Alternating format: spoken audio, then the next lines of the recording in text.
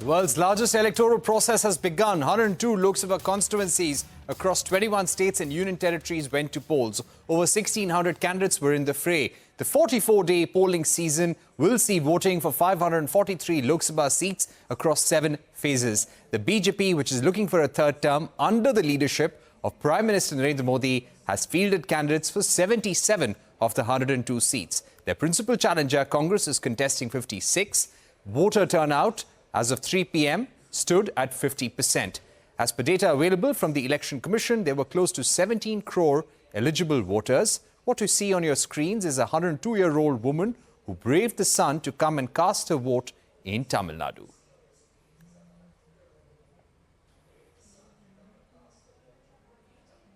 Let me now go across to Jude Saneth, who is joining us. Jude, they often say that the road to New Delhi goes through Uttar Pradesh, but the importance of Tamil Nadu, you cannot speak about it enough, isn't it? Absolutely, rightly said, Parikshit. And let's look at what's at stake. 39 out of 39 seats here in Tamil Nadu go to the polls, including that one seat that's 40 for Puducherry. And there's an awful lot at stake, really, for all three political parties locked in this three-cornered contest. Firstly, the BJP, remember, is going it alone without either the DMK or the AIADMK alliance. And this, of course, will test the strength of the smaller parties that it's tying up with, much like the Tamil Mandala Congress, for instance, parties that will see their mettle tested as far as the polls are concerned. And that's largely because the DMK, on the other hand, has got most of the rank and file of its allies intact. And this includes parties like not only the Congress, but also parties like the MDMK, parties like, for instance, even the VCK. And that's also because the DMK and its allies have the most to lose. Remember, this alliance currently sits in 38 out of 39 seats as far as Tamil Nadu is concerned, even as the BJP remains the principal challenger, fielding its state president in K. Annamalai from a constituency like Coimbatore. But remember, we can't quite count out the AIADMK. The party, remember, is strong in the Kongu region. I'm talking constituencies like Coimbatore, Salem, Erode, Dharmapuri. So ever a challenger in these parts, the AIADMK is still a force to reckon with. However, the fact that recent allies in the AIADMK and BJP have chosen to go their separate ways simply means there could be some semblance of vote splitting between these two parties. So on the face of it, advantage DMK, but you just never know. Right, you never really know. And DMK-led alliance had literally swept the state in 2019. And the DMK is quite confident this time around as well. The BJP hoping to make inroads in at least 10 seats in Tamil Nadu. We will be joined by Shaina NC in just a bit. We have with us Manuraj Sundaram, DMK spokesperson, as well as Karthike Batra, visiting fellow at Sea Water. Congress spokesperson Mohan Kumaramangalam has also joined us on the program. Thank you very much, ladies and gentlemen. Manu, if I can come to you first. The DMK has relied on its old war horses. If you look at the spread in Tamil Nadu, give us a sense of how the party is defending its core vote banks, its core seats in this election. Well, more than the old war horses, Parikshit, we've relied on the time-tested arithmetic of alliance. You started by saying the road to Delhi goes through Uttar Pradesh, and that is very true. And I agree with you, Parikshit, 100%. But the road does start, it seems, at least chronologically, from Tamil Nadu in these elections. So Tamil Nadu, I think, today will set the tone. And at least from where I stand, I see the tone being one of change in the New Delhi regime. Now, the way that DMK, Congress, the Indian Union Muslim League, the two communist parties, VCK, MDMK, have worked over the last 8 years together. Firstly, to succeed in the 2019 elections, as you rightly pointed out, then in the 2021 state elections, and now this is the third major election we are facing together. So our arithmetic is strong and our chemistry is time tested, unlike the BJP, AIADMK, who have been friends, allies, and strange bedfellows till about 3 months ago. And just as the election was approaching, they seem to have enacted this orchestrated drama that they are now not together. However, ADMK has refused to tell us who their prime minister candidate would be. Nevertheless, I understand this is we are not in campaign mode. As of now, it is 6 p.m. on polling day. There's about 67% polls in. Maybe it will go up to about 70%. All of this is strong indicators that Tamil Nadu, I think, will remain the way it has in 2019 and the way it lent in 2021, which is in favor of DMK Congress. And as you know, it has always been a place which BJP has found hard to break. And I don't think they have managed to sort out the formula for how to enter into Tamil Nadu.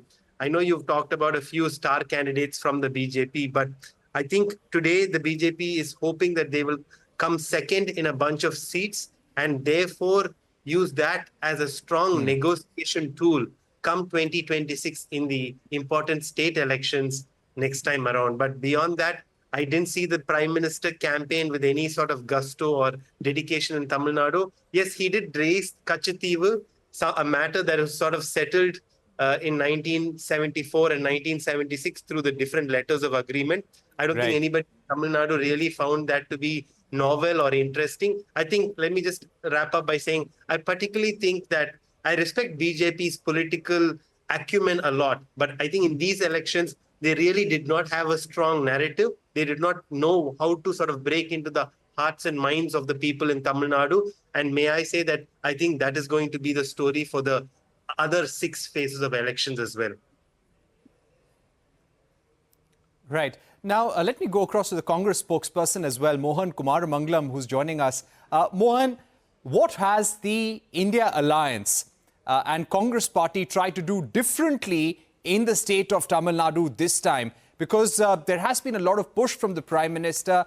They have fielded new candidates. They want to make a dent in Tamil Nadu. So what have you tried to do differently on the ground?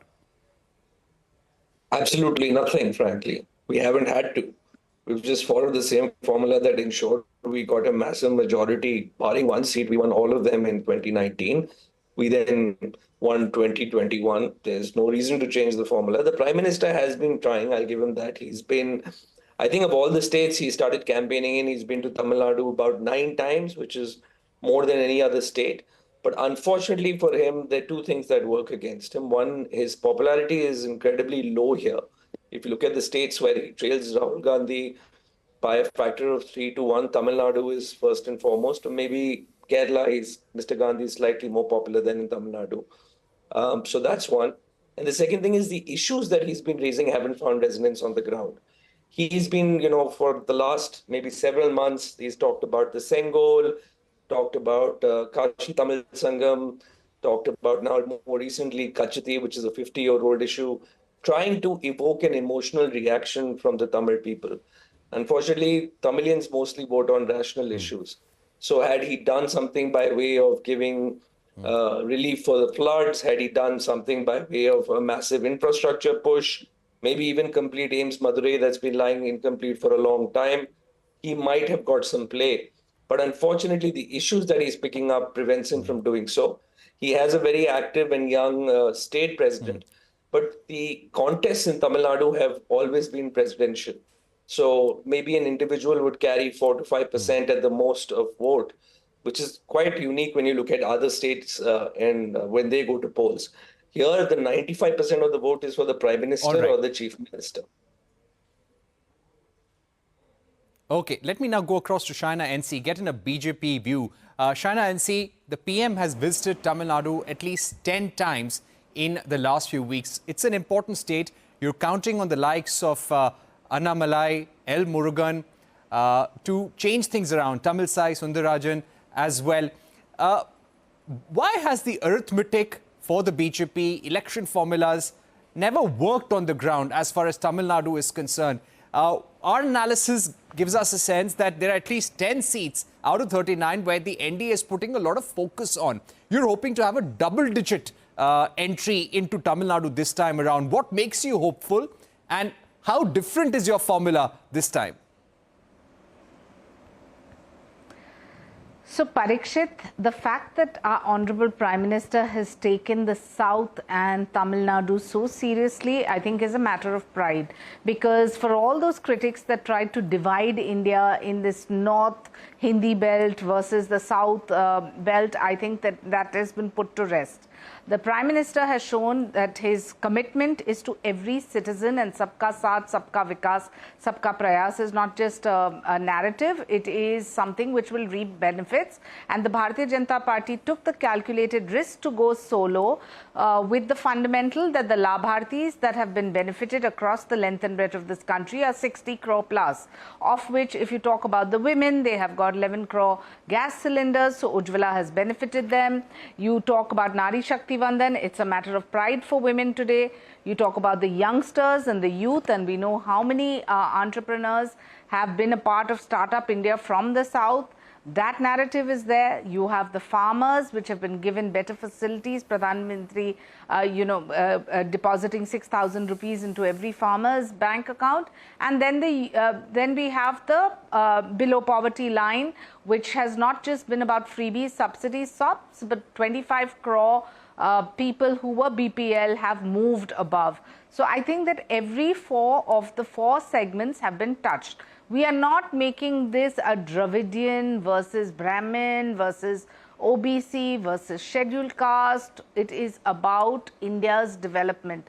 And these four categories of the youth, the women, the farmers and the poor are the aspects that the Prime Minister has worked on. Now coming to Tamil Nadu per se, DMK and its corrupt practices have been known to one and all. We have an honest, promising leader in Mr. Annamalai.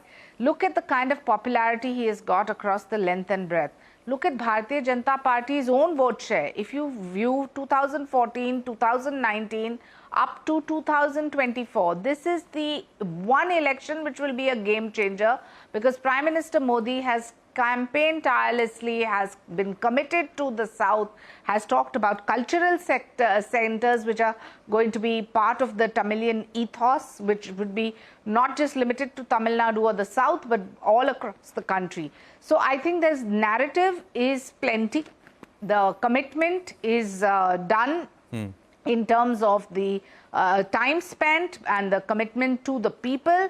The candidates are very promising. We will emerge with double digits and the vote share will go up substantively. Having said that, the 1,600 candidates in play for the first round of elections, if you take the 102 and the BJP strike rate, it will clearly go up significantly to be a part of the Modi ki guarantee dream that we have and the Ab Ki Baar 400 Par. You know, but it's also important to point out that when it comes to these 102 constituencies which have polled, the opposition had done marginally better than the NDA. They had won a few more seats. So let's see how the NDA performs in this phase this time. Let me go back to Manu Sundaram at this point. Manu Sundaram, what is the Prime Minister and the BJP promising? They are promising a Viksit Bharat roadmap for 2047. They are offering a 100 days agenda, a push towards infrastructure, more employment opportunity, more opportunities for Nari Shakti as well, and a path of fiscal prudence and low inflation. What is the DMK promising as an alternative to the people of Tamil Nadu and the people of the country as well, as a part of the larger India alliance?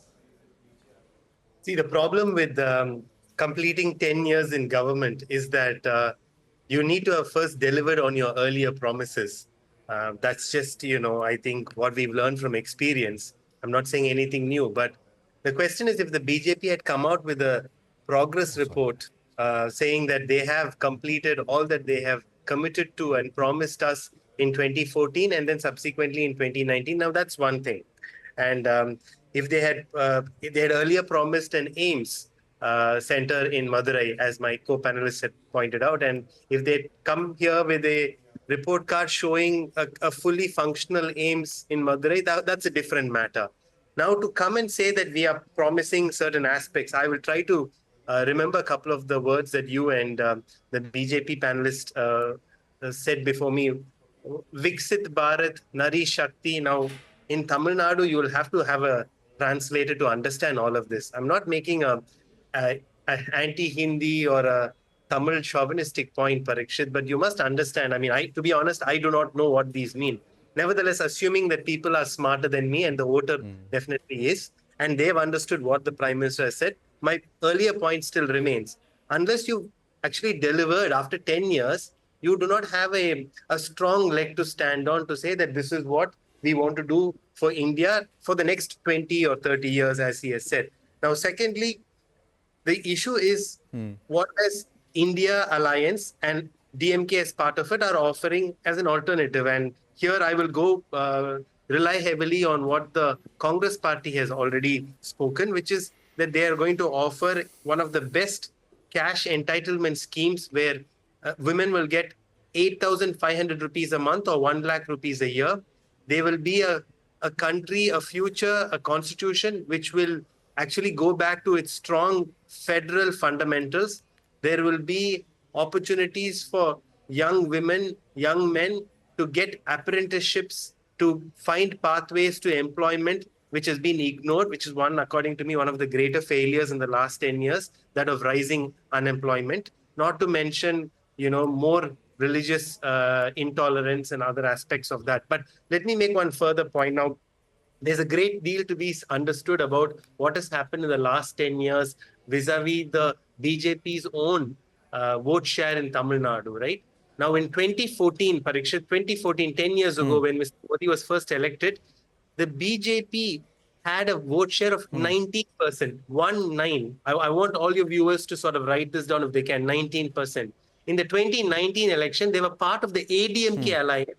So therefore, they contested fewer seats and they got only 4 to 5%, if I'm not mistaken. Now, in 2024, BJP is again leading an alliance, of course, without the AIADMK support, but they're contesting 23 seats. So, of course, I think the BJP spokesperson said that they are expecting an increase in the vote share, and that's only natural. If you go from 6 seats to 23 seats, the number of votes are going to increase. The number of vote share will increase. But will that translate into seats is what I think the larger question, for which I think none of your surveys have shown that there is much hope for the BJP in Tamil Nadu at least. Manu, one important point that you made was about how a state like Tamil Nadu can think very, very differently. And that's why it is important to have strong regional leaders. And the BJP is trying to groom Annamalai as one. And they're hoping that this man could actually change things around for them in the state. Karthikeya Batra, sorry to keep you waiting, but an important perspective that I'd like to get from you at this stage. What are some of the factors that will count in Tamil Nadu, which is going to be important for the opposition and also for the NDA to meet its 400-plus goal? Thank you, Parikshit. Parikshit, so I guess if I were to put it that way, whereas in the north, the BJP has a lot of sentiments going in its favor, the same is applicable for the incumbent DMK and alliance partners in Tamil Nadu. There is a strong sentiment that, the DMK and the Congress is a natural alliance in Tamil Nadu. The AIADMK has petered out over time, and you can see that it's probably not as strong as it used to be. You can't rule it out, but it's not as strong as it used to be. It's become a triangular fight this time, which makes the election very interesting. And as you said, the BJP is trying hard and they probably will increase their vote share also. But I don't see them, converting that into seats in more than, I think their best bet is 3 to 4 seats. I can name those as well. But I think it's going to be very tough for them to convert them into seats. Having said that, I think one of the panelists rightly said that this is all a part of the long-term game, that they want to first displace the AIADMK and become the main challenger in the state, and then come 2026, how things will play out. So I think they are riding more on localized candidates, localized factors in seats like Coimbatore or Theni or Ramanathapuram, whereas the larger sentiment probably is currently in favor of the DMK plus alliance. So that's where Tamil Nadu stands. On the other hand, are states in North India where currently, at least, I'm not seeing any sentiment or any strong wave unless there's an undercurrent which we're not picking up. So the election has become highly localized, it seems, in some of these areas. Like Rajasthan, we're getting reports that the Shekhawati region has voted on local factors. Western UP become very candidate specific. So I think it's going to be very interesting to see how the campaign picks up, because we're going to be having 7 phases. Between phases, a lot changes. New issues come up, new narratives are picked up.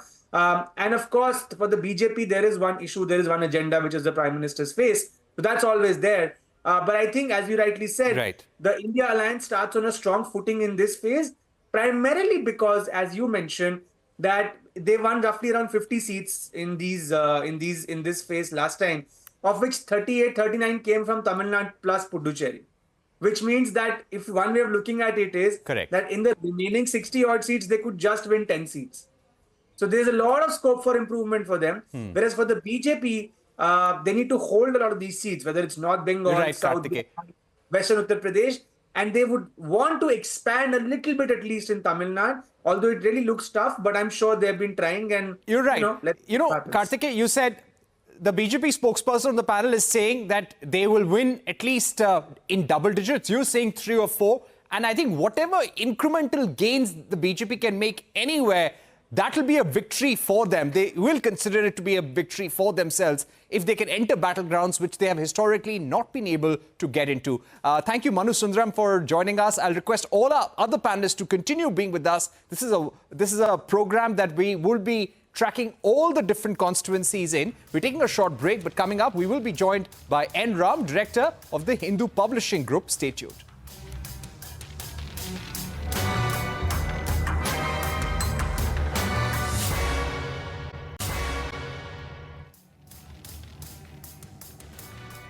Welcome back. You're watching Election Exchange. We continue our focus on Tamil Nadu, and we will be joined by N. Ram, Senior Journalist, Editor and Director of the Hindu Publishing Group. But before that, let me go across to Karthike once again. Karthike, if we right now look at the national picture, if we speak about the BJP's manifesto compared to the Congress's manifesto for that matter, or the DMK's manifesto for that matter, there were not too many new announcements at all. In fact, the BJP's manifesto was more about continuity, saying that the geopolitical environment is very uncertain. We want to make India the third largest economy, and we're committed to that. We want to make India a product nation, a manufacturing destination in the world. We want to follow a path of fiscal prudence. Does the manifesto really count in an election like this, which turns out to be a personality contest in 2024? What's the feedback that you've got from the ground? Do manifestos really matter? I think they matter more for the opposition than for the incumbent government in this case. Because as I said, for the incumbent government, the Prime Minister's personality embodies a lot of those points. And as you rightly said, there is no shock and awe this time. It seems like there's a sense of continuity, and there is a sense of, just continuing with what they've done, and the confidence that you will be back. And so the agenda for the next term is pretty much set. Now they've added a few things like one nation, one poll, etc.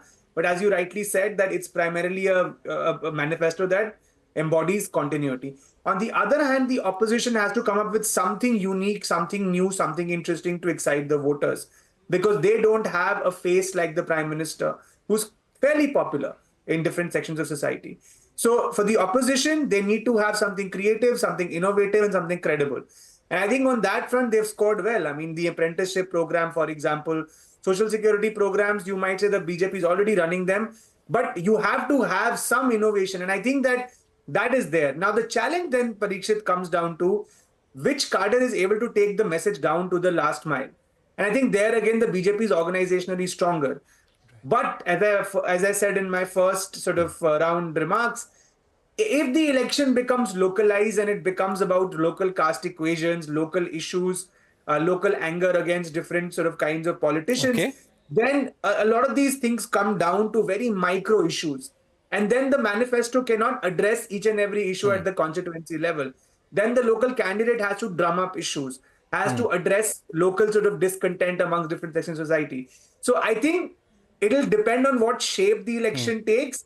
But in terms of manifestos, as I said, the BJP has gone for a strategy which is PM Modi heavy, whereas the opposition has gone for a strategy which is issues heavy, and it's eventually a fight between the two.